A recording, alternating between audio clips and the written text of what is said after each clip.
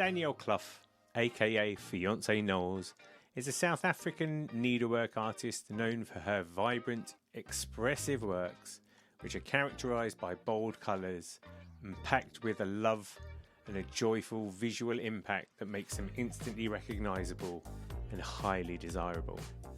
This is the second part of my NeedleXChange with Danielle. Last week we discovered how she invented needlework and how she came to be the legend that is Fiance Knowles.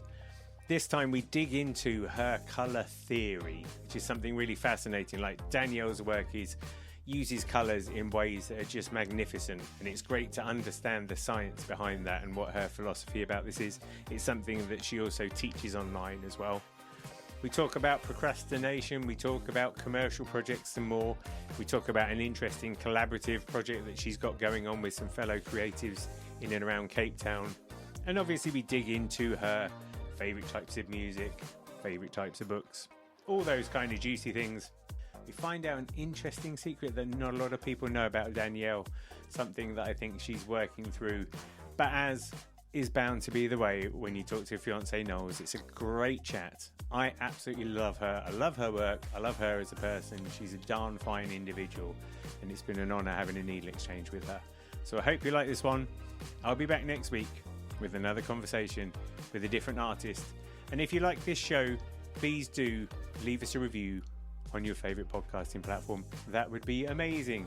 It makes me sound even better than I already do. Oh yes, indeed. Anyway, enough about me. Here's Danielle. Enjoy the show. I would like to ask you about colour theory, and specifically your use of colour, because I know that you have a philosophy about it and I think it merits sharing. Well, I believe my philosophy on colour is that everybody has a colour language. This is kind of what I teach, is that, like, we all have an innate colour language. So when you open up your cupboard and you see your clothes, or when you go to a fabric store and you see three different types of floral fabrics. So the same floral fabric, different colorways. One will stand out more than the others. So my thing is, like, you have an innate color language, right? So it's not really about colors being right or wrong, because I know a lot of people are like, how do you choose the right colors? Colors aren't right or wrong. You have the colors that you like, the colors that bring you joy, that make you happy. Those colors are right. When it comes to your work, those colors are right. And then it's about how do you utilize them. So there's a saying, I don't know who said it, but I'm going to pretend like I did. Yeah. That color gets the credit, but value does the work. So the most important thing to understand is values. So we can all see in black and white, right? You watch a black and white movie, you see a photograph in black and white, you can tell what it is. It is legible to our eyes, to our brains. So really, that's not about color, that's about value. It's about dark areas and light areas. So you can apply in a dark area. So now if you imagine in front of you a black and white, whatever you're looking at, imagine taking a snapshot, you put it in black and white. And the dark areas in that photograph, you can apply that dark area. It can be a dark green, it can be a dark blue, it can be a dark red, which is brown. It can be a dark green. It doesn't matter what it is. It matters that the values are right. In the light areas, or in the mid-tone areas, it can be any color, really. It's just about making sure that the value that's in that area is right. So when it comes to my work, I just try and, like, get the values right. Say if I want to put it, I'll just look in my box and I'll be like, oh, I really want to use pink. I'm all, like, excited and jazzed about pink. Or I pre-choose a color palette. So I'll say, like, at the moment I'm working on a piece that's yellows, greens, and pinks with some oranges or purples in there, just to, like, tie it together. And I just try and appropriately put the right shade of pink in the right kind of area, the right yellows, the right, Does that make sense? Yeah, I think so. And I think it makes sense in the terms of your work as well, because you'll often marry up, I don't know, blues and pinks. So you'll marry up colours that aren't natural bedfellows, but the way that you do it, I guess, expresses those values, and so it kind of works. And from what you're saying, as long as you go, a dark space needs a darker color than a light space, if you think about it in black and white terms, then you can put two colors together however you want. It should still produce the right results. Yeah, it will still be legible to your brain, for sure.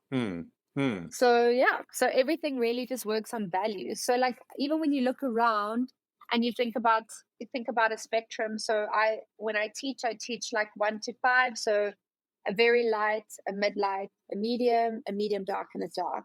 And then you take a photograph and you break it up into islands. So say now you take a piece of tracing paper, you trace around your lightest area, you trace around your darkest area, you trace around your middle areas, and then those kind of the spaces, those the tones in between, and using those 5 tones of light, middle, dark, and then applying any color. So if you're it does get a bit time twisty, Seriously. but you're 1 to 5. So if you decide that your darkest tone is going to be a dark blue and your lightest tone is going to be like a really light yellow, your middle tone is going to be pink, and then your shades in between all match up from that 1 to 5. You're going to have a workable color palette. So that's really what it is creating a color palette. And then the most exciting part is that that color palette can be anything that makes you happy. So that's like Hmm. neon pink, black, and tan. Go for it. Yeah, I think it's interesting as well because that idea of having 4 zones is something. It was making me think about when you get quilts and applique. That kind of work can't have the tonal gradation that you can get by thread painting and that kind of thing. So they do have to make those decisions. Luke Haynes did a lot of portraits, and it would be that thing. They'd just be like 5 colors, and like you say, I guess he's mapped out those islands, can make those pieces, and then quilt the whole thing together. Yeah, a great way to also see it is to like I wouldn't say study because it sounds like a lot more complicated than it is, but to just like really look at stencil art. So like stencil art that's made of like different, you can even Google like four color stencil, and then you'll see there's like 1, 2, 3, 4. That's the same thing, you can essentially make quilts and patterns and stuff out of that. You can even do embroideries and silk stitch, and you'll get shading. And obviously the more steps you have, if it's a 7 or 8 or 9 color stencil, then it's workable. Yeah, And they'll be and I more guess it would be realistic. the same with like lino print and that kind of thing, isn't it? It's Uh-huh. that same, like you Hmm. say, stencils and prints. There's a book that we've got, I'm just looking it up now, called Isan Boshi, the 1 Inch Boy, and it's by Ichinori. And it's a story about a boy who's like 1 inch tall and like what happens to him. But the art style is basically it's like lino print, but there's only 3 colors. There's an orange, there's a blue, and Oh. there's a yellow. And obviously some of it happens with the overlap between those 2 colors, but it's just stunning because it's so Yeah. simple and yet it's so like well crafted just with those applications of those colors. And What? those colors will be different values, right? So I'm sure Yeah, it's a yeah, dark yeah, yeah, blue, a light, so your brain can read it. yeah. And the thing is when you deconstruct it as the way you've done there, suddenly seems a lot clearer. I think I'm having a Hmm. moment of clarity. I'm sure in about two Yeah. hours' time I will be back in the fog again. What do you think about when people's color tastes change? What's that all about? I Like think we for all instance, change. like I don't know, we've moved houses quite a few times, and the wallpapers that we had in 2 houses ago, we look at them now and we don't feel like they're the right colours for the property that we live in. We don't, my wife is the colour genius in our house. There's a lot more pink in this house than there has ever been in another house, and I just wonder what your take on how that comes to bear, how we evolve through our colour preferences. I think maybe it's like it's exposure is one part of it. You start seeing it's the same as skinny jeans. I don't know if you remember when you saw skinny jeans for the first time. You're like, "What is going on here? You people look crazy." And then like maybe 3 months later, you're like, "You know what I really need? You know what make me look Pretty much amazing?" Okay, right. so so I think there's something to do with that. I know that and colors go in and out of fashion. Like if you think about pink, I mean, my house is full of pink, and it's that like dusky granny Hmm. pink, which I'm pretty Hmm. sure when it was in fashion 40 years ago, they weren't like, "This is granny pink," and I love it. I'm pretty sure they were like, "This is very contemporary." So I think it's kind of like that. Like I've recently kind of shifted into like a very yellow phase. I don't know how that happened, but I've Mm. also been like really loving like a 70s aesthetic. So I think it's just but it's also exposure. I think I'm starting to see more and more yellows and mustards and browns kind of coming in around me. So and we do also get sick of what's around us, like the hedonic treadmill. You know, you buy a lot of blue and then you see a lot of blue and then it doesn't resonate the same way as when you saw it the first time when everything was yellow. So yeah, I think it's just, and we change, you know, skinny jeans. Oh, I was thinking about them skinny again the other jeans now, day. man. Do Jesus. you? Have you always hated them? Well, the problem I've got is I've got like kind of Scottish legs. I've got quite large calf muscles, so it just doesn't work. They just ride up. A large calf.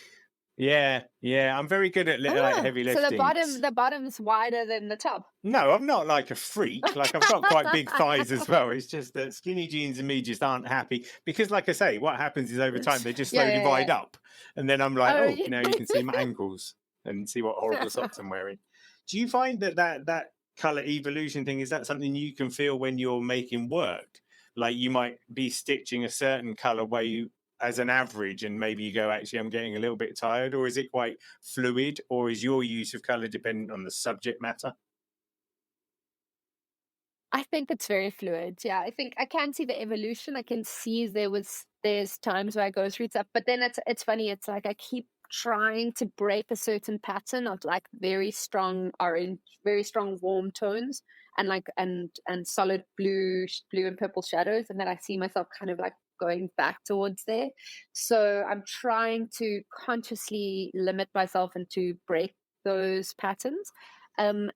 But it is quite fluid. You know, you do have that like innate kind of like comfort in certain colors, and then I find myself wanting to change and then changing, and then like but having to make like a big effort to do that.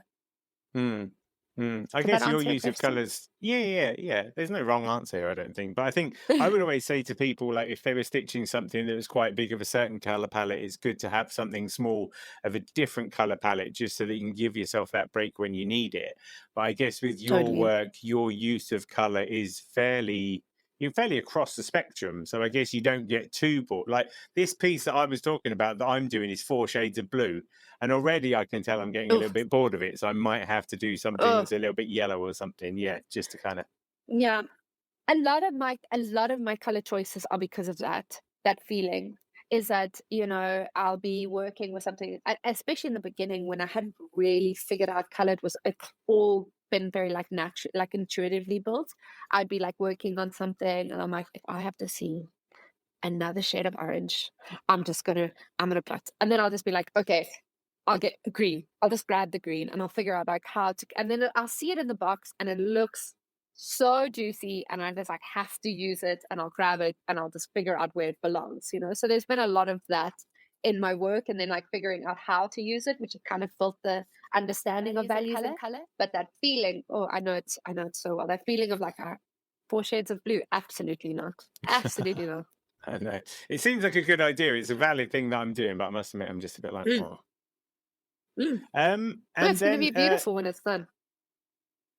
Somebody else can be the judge of that. Punch needle. That was the other thing I wanted to ask you about. You've done a bit of punch needle. You did a very groovy piece not that long ago. Yeah. So how do you feel about punch needle? So actually, the reason we got the punch needle and I started it is I was asked to do like an interactive embroidery at a festival. It's called Green Pop. So it's like a tree planting festival. And I was like, sure, I'll do an interactive embroidery. And then I was like, well, what? What's an interactive? And then try to figure it out. And I worked with my friend Cynthia. She's part of this collective that we're just launching now. And she's a ceramicist and she works with a lot of like 2-dimensional design. And I found that we kind of like spoke back and forth about how do we make this interactive embroidery. And what it ended up doing is we built a big I think it was 2.2 meter by 1 meter canvas. And then we had faces on the front that people could embroider from the front, and then punch needle the back, like designs from the back. So it could be worked on from both sides. So we were like, this is a brilliant idea. And they were like, but now how do we punch needle? So we got some punch needles. We got a little punch drunk, maybe had a little bit too much wine, figured out how to use it in front of a fireplace. It was magical. And then we took it to this festival. And then from there, I really enjoyed working and putting it into backgrounds and like kind of integrating it as like a different texture. Imagine trying to do that in the future with tufting. I'd love to do something big with like big embroidered elements. So yeah, that was kind of how the punch needle. It's great. I mean, for me, there's limitations in terms of shading. So Mm. it kind of needs to be the container for the embroidery. But yeah, it's lots of fun. Yeah, I've seen a lot of people doing tufted rugs. I mean, I interviewed Lee Vonrud, who does fantastic tufted rugs. She's NeedleXChange. I'm going to say number 6. Look it up wherever you get your podcasts. And I really like the look of it. There's a real immediacy there when you do those kind of pieces.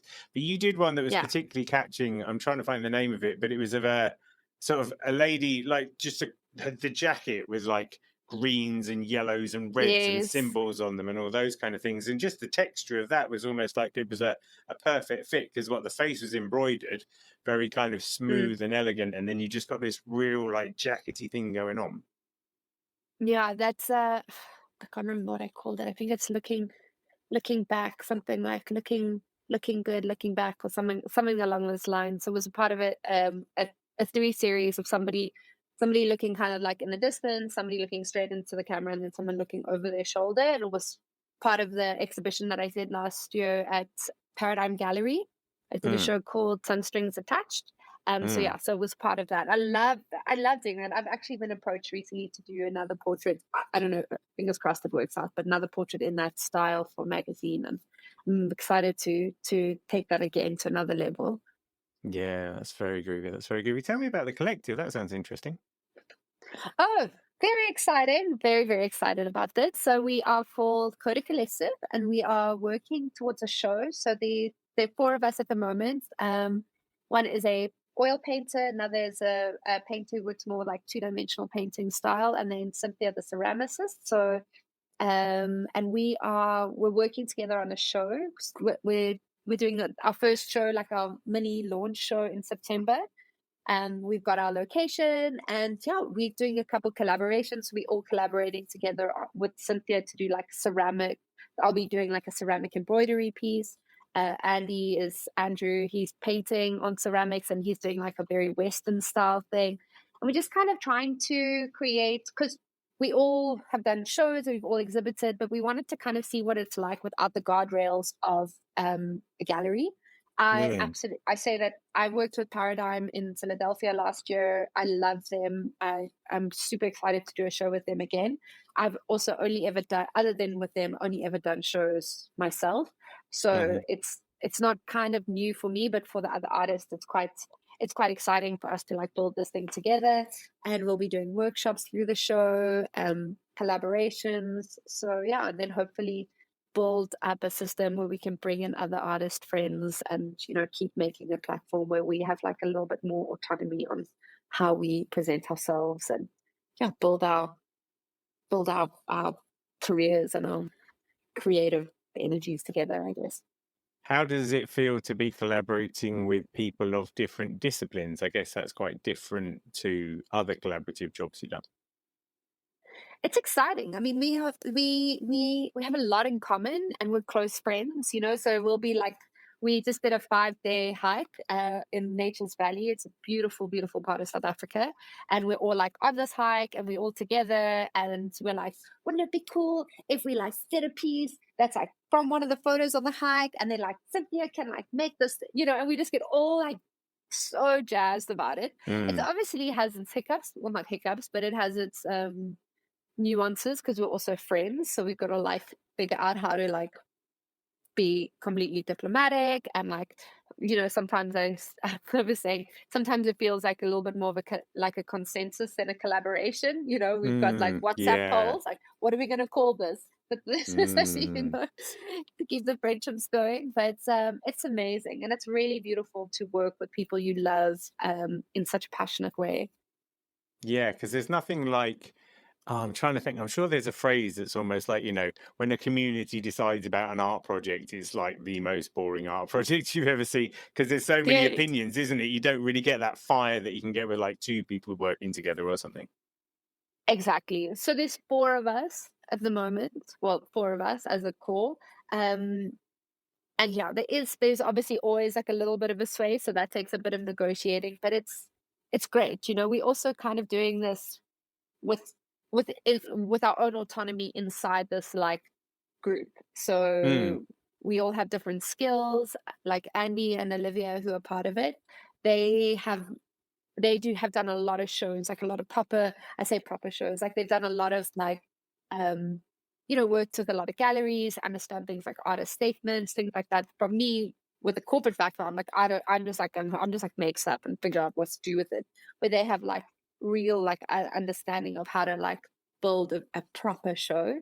And Cynthia and I both have a much more corporate background, so we're much better at like, well, not better, but we're a little bit more inclined to build systems around it. So documenting it, creating design, starting an Instagram account, like that kind of stuff. So together we're like pulling on different strengths, and yeah, we'll see how it goes, I guess. Early days, we still have to have the Sounds like a show. very it sounds like a very powerful combination. It sounds like it's all the right Yeah, things as well, isn't it? Because it's like you can work out how to put on the show, you can secure the funding, and you can also produce the limited to different product range that will help support the artists as they move forward. exactly.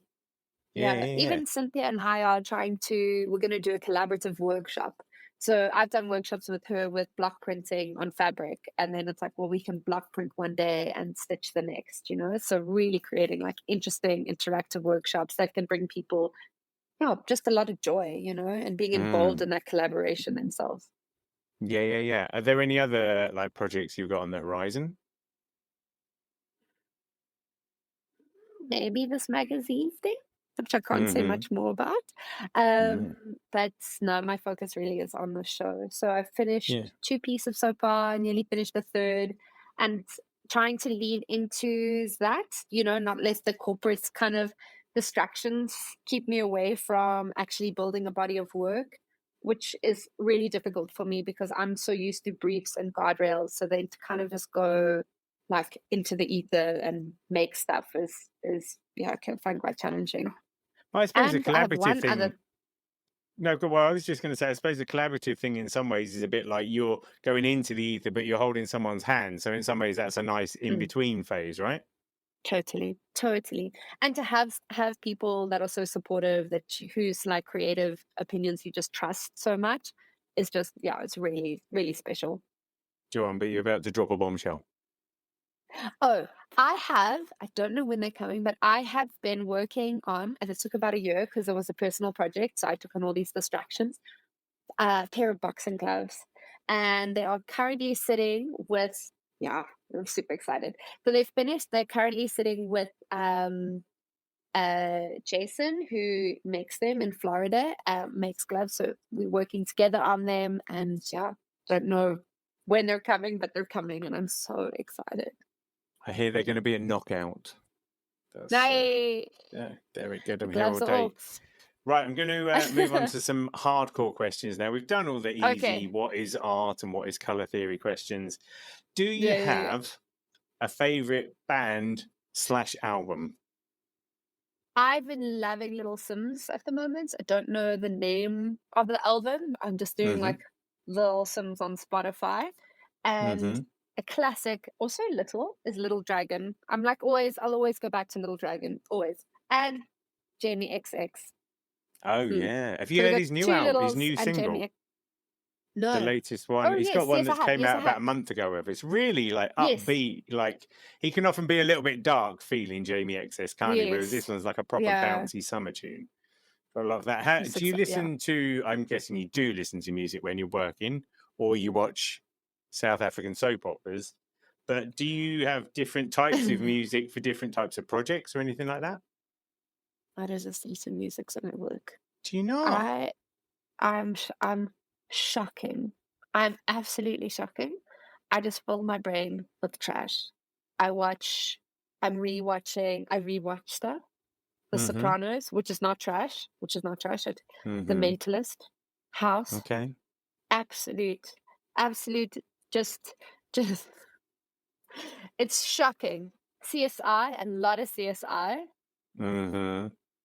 Yeah. Nobody better double cross me. I've got all the information.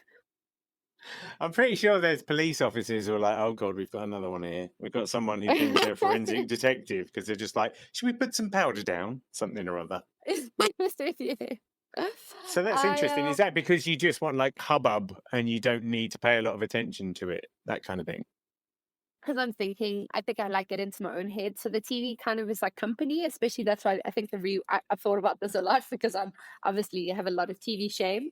Um, but I think it's the company, especially with series like The Mentalist or House, where like 20 minutes in it's lupus. You know, you like always know, you know what's gonna happen. You know, it's gonna have a Yeah. fight with whatsoever with and it's so you kind of like there's a formula, it doesn't demand anything from me. So what I'll do is I'll watch, maybe listen to like a podcast or two, like The Daily or Ologies or something like really interesting. And then I kind of have like my brain quota of the day, like the stimulation. And then I just want to switch off and like be with the work. But I like the company. So the TV is like the company, and then I just like will stitch. Occasionally I listen to music, but I also find music too exciting. So I'll like get up and I'll like dance and I start like cleaning. So I just like the TV is company and I just stitch, and then I'm there with the work and in my own thoughts, and I can think more and be more present with the work. Mm. And I guess maybe as well though, like rewatching means that you've already seen it, so you can't get too swept up in it. And then some of these other Mm, shows, like you say, they can be on and they keep you company, but you're not going to be like, like exactly. diving into Like I it. can't Yeah. totally. If I see something that looks really good, I'll be like, I can't watch that. I'll like What was the save it for last good later. You show know, then that you watched when you weren't stitching? Like the last good thing you watched? Ripley. Have you seen Ripley? It's in the queue. It is. It Yeah, I'm is going to be watching. exquisite. It is so. I like the storyline is great. Like the storyline is, and obviously, you know, you even know the storyline if you've seen the original with Matt Damon. But it's like every image is just so beautifully composed, so beautifully Mm. lit. It's just so visually glorious. And it's a great exercise for color theory if you want to be like, there's my darks, there's my mids, there's my lights. I love it. Yeah, Really I heard someone beautiful. saying that you know, not only is Andrew Scott a great actor, but he's a Mm. great actor who's in the precise point in space that he needs to be to get that shot looking awesome. Like I was saying, like someone was saying, it's like it is beautiful. Every single shot of it is It is so beautiful. beautiful. And even when it's dark and macabre, it's just like so considered, and the pace is really special. And you know, it's a really, I find it like a very, it's somewhere also between like art house, which is a little bit above my pay grade, um and like commercial TV. You know, it just like lives in a really beautiful space. I think it's incredible. Yeah, and sometimes when you get those shows, there was a TV show that came out a couple of years ago called The English, and it had Okay. Emily Blunt in it, and it was about an English woman who came over to the newly formed United States of America. I think she was trying to find like the person who shot her husband, something or other like that. But again, the art direction of it, the skies, like I want to watch it again, And not because of the story. I just want to look at like the yeah, cinematography of it because it's just yeah, so beautiful and sometimes you need that, don't you? You can just watch a show and just be like, oh, yeah, yeah, I'm going just to have to visually like, knock.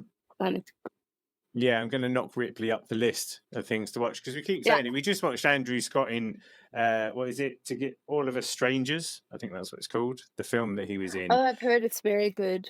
Yeah, it's very good. And at first, I wasn't sure I was going to be into it because I like Andrew Scott and I like Paul Mescal, but I was a bit like they're both very good looking, and it's just going to be a bit. But as the story progresses, it gets more and more like left field. So by the end, Mary isn't that into left field stuff. So she was disappointed by the end of it. And I was like, this is absolutely brilliant. It makes no sense whatsoever at the end. You know, it's like Yes. very enjoyable. So I'd recommend that. That's for sure. Okay, so we've done TV. Have you got a good film you've seen lately? Do you have a favorite film?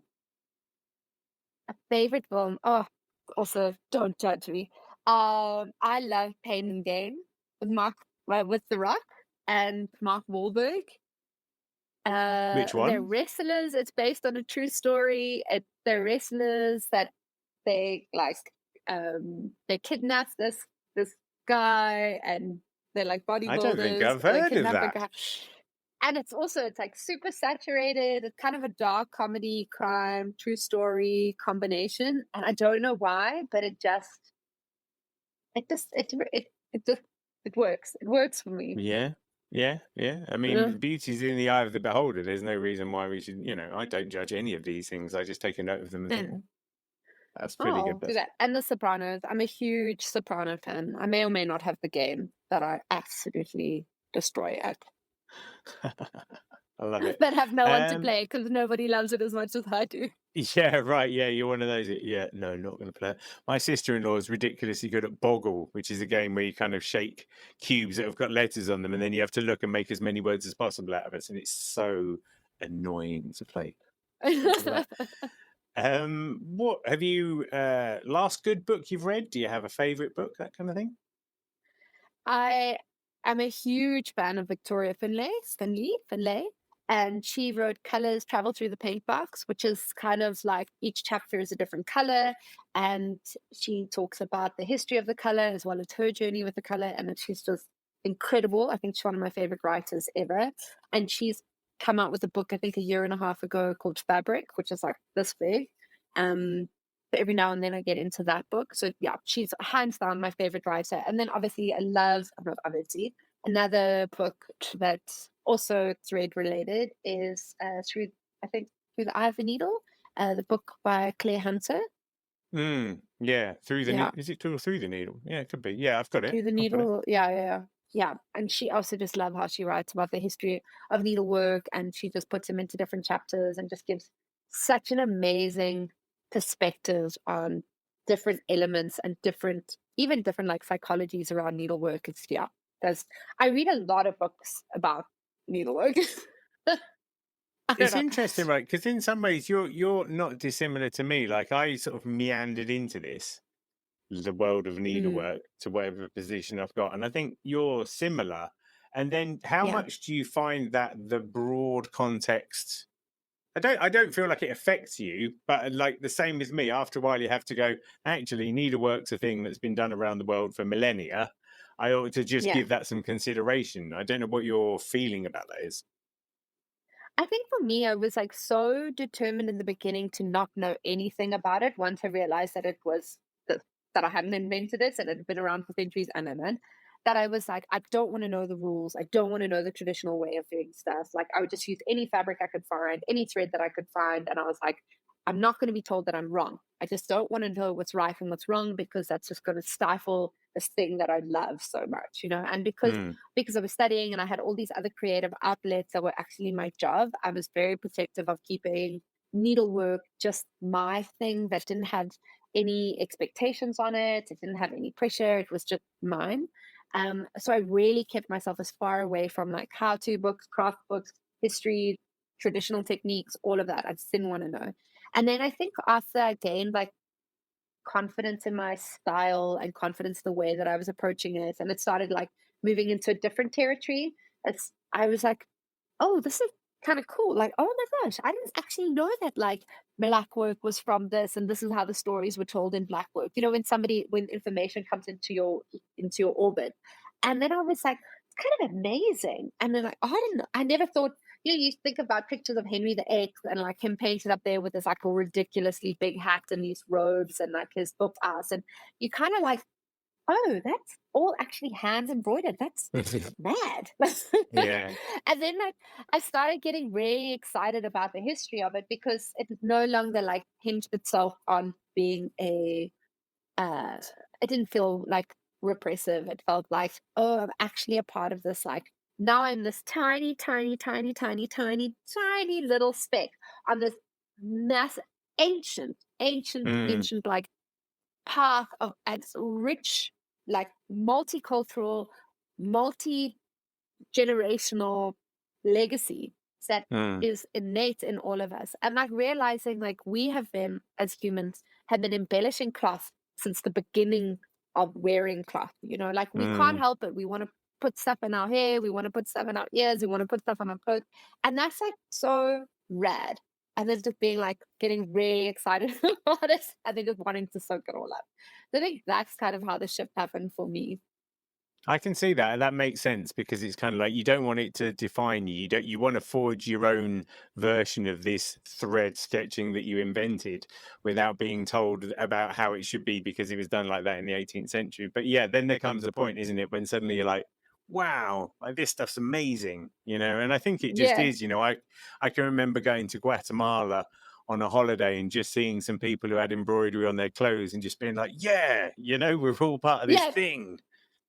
Totally, totally. That's exactly how I feel, And when people are like, I don't know.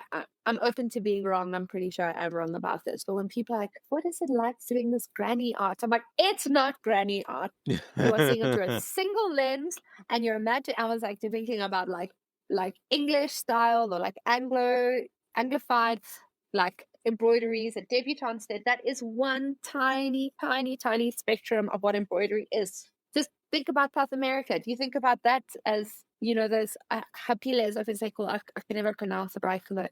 But when you think about that, do you think of it as granny art? You don't. You think about it as like this beautiful, rich, like culturally significant like attire. And you think about like the embroidery in South China and like the Yunnan province, and you're like, don't think like, oh, that's such sweet granny art. You're like, that is crazy, And it's like, it's just, yeah. So I get all worked up, as you can tell, when people think about embroidery as just this one thing, because like you say, we are like a part of this huge, huge community of makers. It's awesome. Yeah, it's bonkers, isn't it? I mean, I like Lego, but Lego's only been around for like 60 years, and yet, like you say, needlework's been around for like 60,000 years or whatever. It's insane. I've got a feeling that there are more museums for Lego than for needlework, though. So you're probably onto something. Is there an interesting fact that not a lot of people know about Danielle Clough? Then I actually thought about something the other day. It's like, I don't know if anyone knows about me. I guess that I am a bit of a hoarder. I'm a recovering hoarder, not one that needs to be televised. So with that has come I've got 7 tellies. Yeah. So with that has come like strange collections of things. Oh, here's one. And I went through a phase of collecting ceramics, like ceramic animals.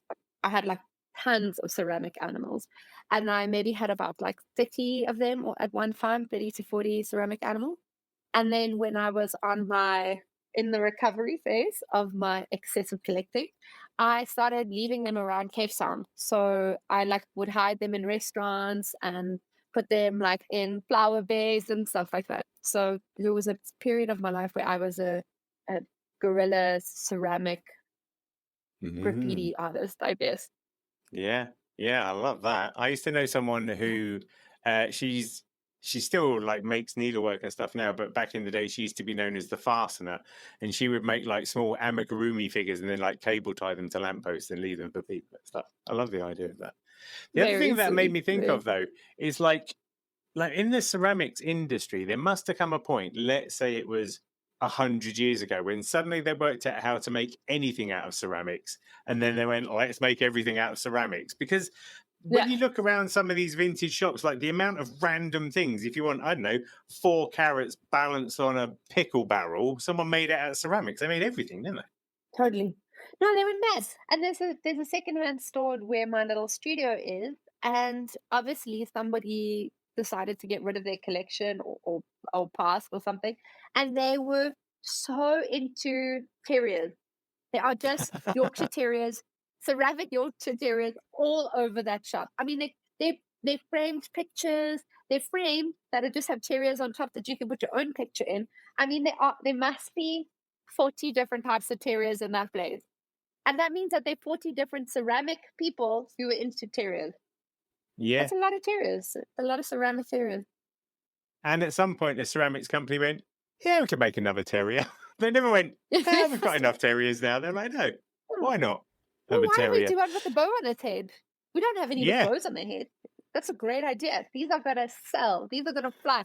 I also realized with ceramics in my collecting is that they're not all painted equal. So a lot of them have got like the wildest eyebrows, like dogs, specifically ceramic dogs. Will just have these like mad eyebrows painted on, and you're just like, yeah, who gave that guy the painting, the ceramic job? Is there a Tumblr about that somewhere, do you think? Oh, I wish I had started that. That would be great. That would be rad, wouldn't it? That was amazing. Hey, Danielle, thanks for having a NeedleXChange with me. Oh, absolute pleasure. Thank you for having me. Very good. Right, I shall stop that. That was